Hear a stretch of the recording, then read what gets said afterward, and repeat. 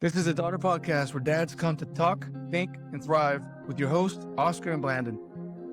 Our mission is to cultivate a community of strong, mindful, and present fathers. We want to curate honest conversations with all men, but especially those who have the honor of raising daughters. Hey everyone, welcome back to the Daughter Podcast. Oscar here with Blandon on the other side. How you doing, man? Hey, I'm doing good, man. I just came back from Denver. I had a conference there for my job and made some good connections. You know, we weathered a hurricane over here in Houston. My prayers are with all the people who still don't have power, who haven't had a hot meal, but the city has really rallied together, and Center Point Energy is really coming together to help out those people who are without power. There was like 2 million people total without power, including our family. Fortunately, before we left, our power was restored, but we do have family members and friends who still don't have power.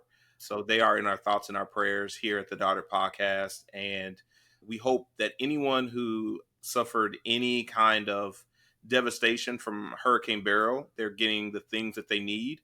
Houston was really fortunate. This was only a Category 1. And we know that the islands, the Caribbean islands, they weathered and suffered Category 4 and 5 effects. So they're also in our thoughts and prayers here at the Daughter Podcast. But I am doing great, man. Came back and we have power and we're doing what we can to help other people. Yeah, we got the tail end of that here in Shreveport. But like luck would have it, every time I go off work, something's happening in the house. Right. I also traveled this week, left on Sunday. Come Monday, storm hits. Had a few tornadoes hit the ground here. Luckily, again, our families are good. Power went out for a bunch of folks. My family didn't get back power until, I believe, Wednesday afternoon. So that was the whole thing. Food's spoiled and whatnot. But again, everybody's safe. Thoughts with the folks that are weathering this still, trying to make it through their day. Rough week for a lot of people. A little bit rough for us, but we're here and we're ready to go. Today, we're going to get into an interesting topic, important topic, I think. But interesting because there's so many takes on this, I think. And maybe there isn't a lot of takes. Maybe it's just a few takes. But it also seems to be non-existent in many situations, and that is manners. Politeness. Yeah. Etiquette. The whole nine, man. I think that there's a different set of etiquette, politeness, and manners that is surrounding girls. And so then how we parent and instill those than for boys.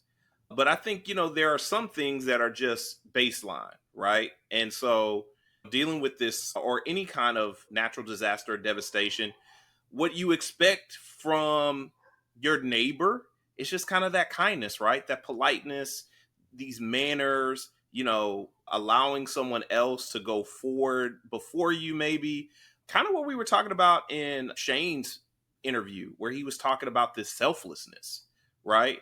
And sometimes you see the best of humanity and sometimes you see the worst.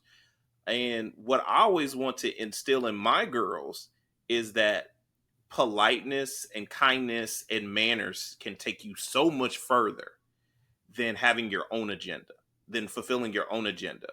Yeah. But just extending that grace to other people allows other people to see your values and who you are and what you believe in. And that's why it's really important for me. I think manners and civility are the backbone of society. And once those go out, it's just pure chaos after that point, man. Yeah, it's very interesting to see people get so self-absorbed that they completely go off the handle on other people about something as silly as a cup of coffee. You talked about the hurricane or a situation where it's very stressful. In training, we've learned that put someone in an uncomfortable position and you tend to get either their best or their worst. Yeah. Right? So maybe that situation, maybe we're not versed to fully talk through that situation just because you never know what people are going through they're in a major stressful situation, right? But if we take it away from that and you put it into everyday context, you can go on YouTube and find Karen after Karen after Karen.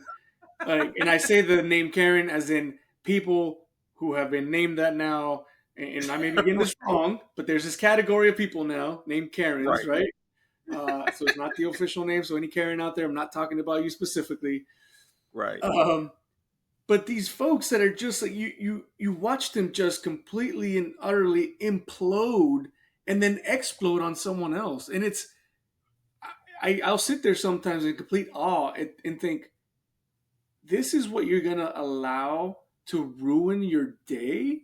And then what's worse, you're going to take it upon yourself to go ruin someone else's day simply because you want to, I don't know, let out some anger or some frustrations. We at our household always talk about that with my daughters. Like, hey, you can feel any way you want to feel. That doesn't give you the right to express it to someone else with a bad attitude. Like, it doesn't give you that right. It's not happening, right? We just say, hey, we're going to start that over without the attitude. That's it. Like, you can feel how you want to feel. You can want to say what you want to say, but you can't always say those things, at least not the way you want to say them. And so it's such an important point now in an environment where it seems like we have almost so little problems that we're creating these other problems, and people just are at each other's throats, man, in such a rude and impolite manner all the time. Yeah, like my thing is you start small. You start with the little things. And so as I grew up, I'm a country guy from a very small town. Everybody knew everybody. And there was a certain level of respect that children rendered to adults. And then if you understand that, you can grow up and you can extend respect to anybody. I got a lot of gems and jewels from my family growing up, specifically my grandmother.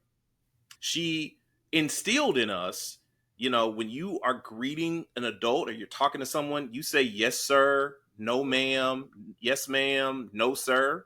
Yeah. And she had like a story that went along with it. So this is probably going to go over a lot of younger listener and viewers' heads, but there was a guy, his name was Art Linkletter. And so he was, if you remember the show, Kids Say the Darndest Things that like Bill Cosby kind of had. Well, Art Linkletter had it first. And the story that my grandma would always tell me is you always want to say yes, sir, no, sir, yes, ma'am, no, ma'am, because Art Linkletter, through all his research and traveling, he would always run into kids that would just say yes and no. But he was looking for polite children. And so he carried $100 bill in his coat jacket. And he was just waiting for it. He would go up to kids and have conversations. And he was just waiting for that polite kid. Well, he found one and he gave them that $100. But it was after several years. And so this is even back in the day where it wasn't uncommon for people to say yes, sir, and no, ma'am, and all this other stuff. And so she told me that story. She told my mother that story. And she always emphasized us having manners, like saying, this etiquette. And I think that extends to me today and how I want to raise my girls. And I want them to be polite, kind, respectful children. And so I say yes, ma'am, and no, ma'am to them. And when they hear me talking to other people, I'm constantly saying yes, ma'am, no, sir. And even though people are like, oh, you don't have to say that, that's unnecessary, it makes me feel old or whatever. And I simply say to them, my grandmother would roll over in her grave if she heard me talking to someone who was even older than me without, as they put it, a handle on it. You put a handle on it. At least say Miss whatever her name is, Miss Patty, Miss Lucy. You just don't call adults by their first name. There was a certain level of respect. And I think that maybe my generation, this next generation, they've lost that. But I don't want my girls to lose that. And I'm raising them the same way. And like you were talking about, when you see who people are in stressful situations, and it's very true, but you see what's instilled in them in those stressful situations. So there's this example that I love to use, and I even have to check myself with it. So if you have a hot cup of water and you got a tea bag and you put the tea bag in the hot cup of water, it's not the hot cup of water's fault. The hot cup of water, the stressful situation, just revealed what was already in the tea bag. So if there was something good in the tea bag and you're in a stressful situation, that goodness is still going to come out because that's what's instilled in you. But if something nasty and negative comes out, that is what was instilled in you. It's not the hot cup of water. The Right. tea bag contains it, and we're the tea bag. So we need to check ourselves constantly. And I'm constantly checking myself, and I want to constantly check the hearts and minds of my little girls when they go out into the world. No, it's a great point to bring in. I mean, you're instilling character. Yes. The right character, hopefully. That's our goal, because the true character comes out when we are stressed out. The true character comes out when, in my experience, living that in a training environment, like you put people in a cold, uncomfortable, unfed, lack of sleep environment, and man, those people's true character just flies out. You could have thought this person was the coolest, most kind person, and then all of a sudden, those folks that have that negative characteristic, it is quick to come out. For us, it's critical that we instill the character. And I was watching something this week by Nick Freitas, and he was talking about us not just saying these things and making it happen, meaning like you will say, yes, ma'am, yes, sir, what have you, just because if you don't, you'll get in trouble, right? The real way to make the character is what he talked about, saying you explain the reason why it's so important for us to do these things. Yeah. Right. And lately it's been a little easier to explain because unfortunately I'll be out with my girls and we'll see these negative characteristics come out of people. And I'm like, this is why you don't want to do this. Yeah. Right. This is why you want to work on your character at home. I tell my daughters, like, that's why your mom and I harp on these characteristics that have to be instilled in you now so that you're not that person on some video on TikTok who just lost their mind and for forever be famous for this complete and utter negative content. Because at some point you will get stressed. At some point we all kind of get to the tipping point. What comes out when that tipping point gets there is ultimately that character. Did we build it early, or that negative characteristics that you have, is that coming out? Which one is it? So what are some non-negotiable etiquette, polite manners in your household, Oscar? Like, what are those things? Well, For your first and girls? foremost, if any of the girls give their mom attitude, we're having a conversation. Like, you will respect your mom. She not only gave you life, she does almost everything for you. I mean, at the bare minimum, they're gonna talk to their mothers respectfully. Period. It's just if I'm around and there's something different than that, then we're having a conversation. I honestly have to check myself on that sometimes because I can really get upset when I'm working on something kind of off on my own and I hear attitudes come out to them. I have to check it. Secondly, it starts from the oldest to the youngest, and this may be right or wrong with people, but this is how we do it at our house. My oldest and my middle have to take care of the younger first, right? So my oldest, if she's gonna go get food or whatever, she's expected, if her sisters are there, if they're also partaking, to take care of them first. I They're like younger that. than them. I like that. My middle one, because she almost, I don't know if she does it on purpose, but she almost tries to get with like, oh, well, sister will take care of it. My big sister will take care of it. And everybody's human, so sometimes she doesn't. Right. So then I'll look at my middle child and be like, hey, your little sister who can't even reach the counter is in need of whatever. Take care of her, right? And so we roll it from the top to the bottom, and then across the board, you have to be kind to your sisters, period. And we know, you have siblings. We know. I know, I have siblings. Those are the people that we're most comfortable with, and because we're most comfortable with them, we tend to give them a lot of our negativity, right? with them, I always harp on both of them, like, especially being military children, you're your best friends forever and ever. Absolutely. We move so much that at the end of the day, you are all each other has, Absolutely. right? If there's attitude towards each other, they're not being kind, my goal is to stop them and then say, start over, Yeah. and have them check themselves. And then finally, and that's just within the household, outside of the household, we still instill that, hey, this person is an adult. You're going to render a specific amount of respect for the adult, right? One thing we've been careful of is not just being like, because this person is an adult, you will do what they say. Okay. That's it. And I say that because we know now from research, like, you create a negative vacuum of like, oh, well, if this adult says something, if it's malicious intent from the adult, then the Mm-hmm. child almost doesn't know how to defend that or protect themselves from that. So we talk a lot about strange behavior. We talk a lot about things that they are expected to do from just mom and dad so that they can watch out for these things. But we do say, hey, that's an adult. You're not going to go, like you said, directly to, hey, Joe, how's it going? Like, nope, that's Mr. Joe or Mr. whatever last name is or what have you, because it's a rendered respect to that individual. But we also tell them that across the board. Like, we try to, with even their peers and a little bit older kids, like, hey, just let's just always start with respect. And if they don't render it back, then we can reassess. But Right. you will, because you can control you will start with respectful words, respectful attitude, and then from there we can assess the situation, right? So that's kind of how we've done it in our house. It is not a perfect system, and I'm always here to take advice, which is why we're here. I can't wait to see what our communities let us know what they're doing with their Right. kids in general. Like, hey, how are we working through being respectful, being kind, being humble, but also giving them the tools to decipher good intent, ill intent, those kinds of things. Yeah. How about you? What are we looking at the Thomas household?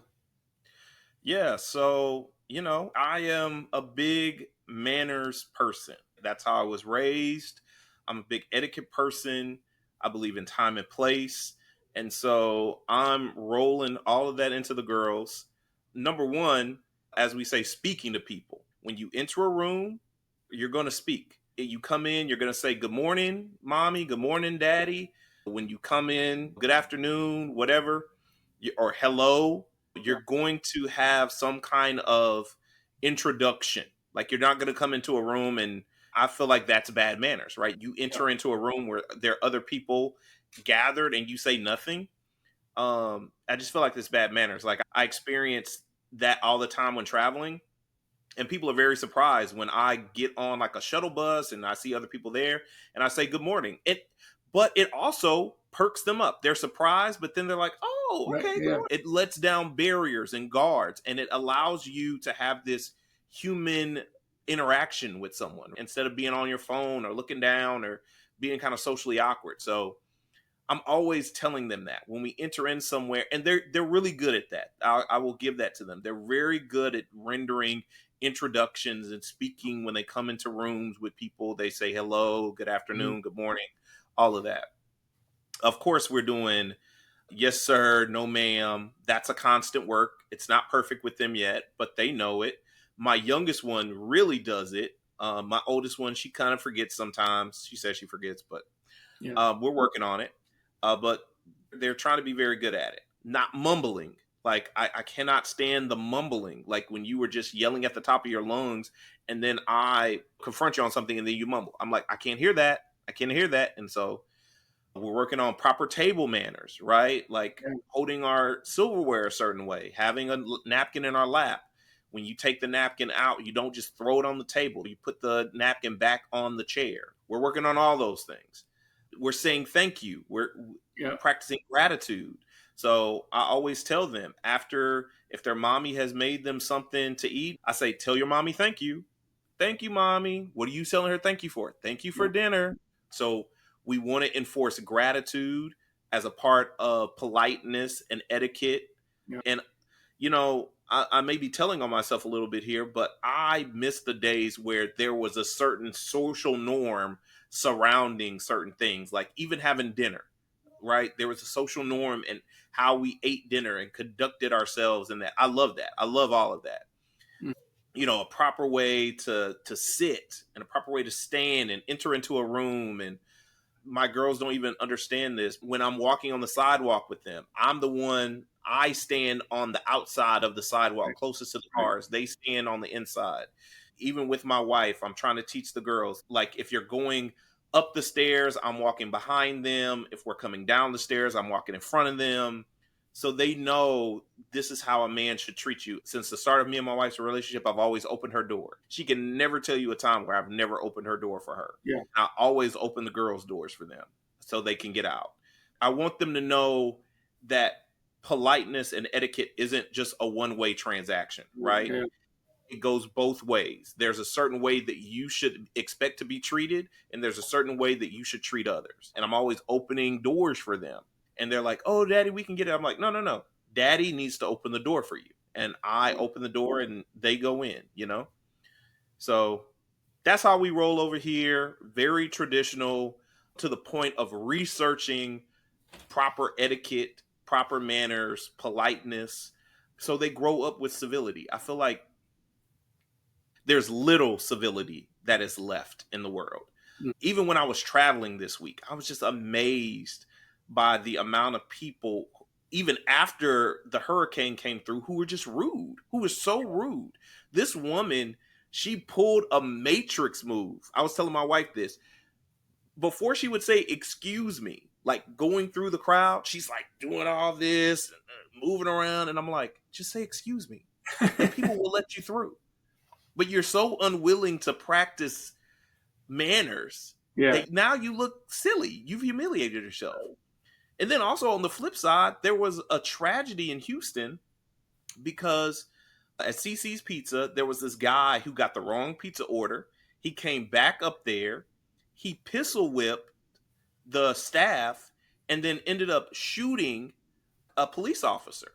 The police officer who responded to the scene after he pistol whipped the staff, he shot and killed them. All because you had the wrong pizza order. Yeah. And that's what I'm talking about. Like, if I get the wrong order, I'm going to go up there and I'm going to be sweet as pie. And my girls have seen it each and every time. First rule is you don't mess with people who are serving your food, right? But you also get more with honey than you ever will with vinegar, right? Yeah. And so they see me if I go up there, I'm like, "Excuse me, but I was just in the line and I got someone else's order. Could you please give me my order?" Once again, I'm saying please, thank you, excuse me, all of the things. And then the people are bending over backwards to help you. They're like, "Oh my gosh, I'm so sorry this happened to you, sir." Even if they're not, they're less likely to be mean to you, to be rude to you, or to spit back some kind of venom at you, right? They're like, "Oh, okay, well, we'll fix that." And then typically it's fixed, right? But what good is it if you go up there with a gun? It's going to end in tragedy. Or like you say, you're going to go off on this person, or you're cussing at them and all this other stuff. It just makes no sense to me. I think there's a good portion in Jordan Peterson's book about 12 Rules for Life, where he talks about like, you want your children to be welcomed in places, right? So that they're treated well and that they're welcomed back, not the opposite where people are relieved when they leave. And we say that because we're in the realm of raising our children, but if we don't do that, that child then becomes an adult, and it's the same concept. Like, you want to be welcome to these places and not have people be relieved when you leave, because you're bearing everything onto these people in a negative manner that it just doesn't work. So it's our job to help our children be welcomed in places. And I always like when someone will come, especially when we travel. We got the 3-year-old. She has issues. She's a 3-year-old. Like, she'll have tantrums, right? But we'll have someone come over and be like, "Your children are really well behaved." I'm like, "Thanks. I appreciate that." Yeah. No, and I can tell you right now, like, they're not crazy well behaved, but the people that usually give you that compliment also know that they also have to be children. Right. Right? So yes, my girls are going to say thank you and please. And I used to ask them to say thank you to their mom, but I think we did that enough that now I don't ask them that. I'm the first to say thank you for this meal. There Thank you you go. for doing this. And sure enough, the train follows. And so we talked in our last episode about leading the way. Like, let's just lead the way. And Yep. just like you're saying, you're going over there. You got your order messed up, but you just went over there. You were polite. You led the way. This is how we do this. And guess what? There are going to be times when you're polite and you're kind to people, and they're still going to spit at you. Yeah. That's just the way it works. We can reassess the situation at that point, but that still happens. But again, that's out of our control. So we control our manners, our kindness, our humbleness, and then we hope that the rest also do. But we lead by example. Yeah. And I want my girls to be gracious and kind young women. And once again, girls don't have a subsidy on kindness and graciousness. They don't. But I know that my mother was gracious, kind, selfless, and polite. And I could see my grandmother was selfless, gracious, kind, and polite. And so the women on my life who've had the greatest impact on me have all been mannerable, polite, civil. And that's what I want to pass on to my girls. That's why we're having this conversation, because so often in the world, we're just passing on what we know, how we were brought up, how we were raised. We just pass that on, but we don't even look for there to be a different way of being, like this could be a better way outside of the way you were raised. I'm not trying to deify my mother or my grandmother. They were still people, still flawed. My mother showed me that she was flawed early on, and I'm grateful for it because it endeared me to her even more. She let me know, hey, I'm a fallible person. I'm going to make mistakes, but I'm trying my best. And that's the lesson I've kind of always taken with me. I'm fallible. I'm going to make mistakes, but I'm trying my best. And I think part of the trying is having manners. Part of the trying is being polite. Part of the trying is having a certain level of etiquette about yourself. That is also part of the legacy that I want to leave them with, and to let them know that they had parents who wanted to instill, like you said, this character, these Christian values that we live out and I embrace and I want to share with the world, just like I want my girls to share with the world, that goodness, right? That may not be inherently of them, but it comes from the values that we know because we have a purpose. And our purpose is not to be out here venomous and cruel. There's enough of that. But our purpose is to be a light in the world. Right. And part of that light comes from being gracious and kind. Yep. Well, we'd love to hear back from you guys. How are you all working the politeness and manners in your home? Ultimately, I think we all want to get to that same place. We want our girls to be welcomed in places, cautious but welcomed. We want them to be the people that others go to because they have these characters. Blandon, you have anything else? Yeah, just wanted to let people know about this Girl Dad book right behind me. It's by Sean Williams. You can order it on Amazon. Listen, I know Amazon is not sponsoring this, but hey, it's a quick way to get the book. And this particular book is about what a girl dad encompasses, which is the same thing that we are sharing on the Daughter podcast. A girl dad is not afraid to braid hair and do ballet and dance around and be silly with their daughter, but they are also a fierce protector and strong and loyal and kind. So it gives just a multifaceted look at what girl dads are. And so if you want to read that to your girls and let them know that because they are your daughters and they exist in your life, this is how you can be dualistic in the way you raise them. It's just an amazing book. It's an awesome book. Go and grab it. Girl Dad by Sean Williams. We'll put that information, we'll cite that book in the notes for the show, along with a little link to it. I want to thank everybody for the support on the podcast. Continue to support the podcast. Send this stuff out to whoever you think can gain benefit from it. let them also know to give us a feedback on this. And if you have anything that you want to talk about, reach out to Blandon and I on the social media, and we will get on this conversation. Send those over to conversations@daughterpodcast.com. You can also go to www.daughterpodcast.com. Find us on all the social medias. On YouTube, you can send comments on there as well. Instagram. In the meantime, until the next one, Oscar here, the Daughter Podcast, Blandon on the other side. We'll see you guys later.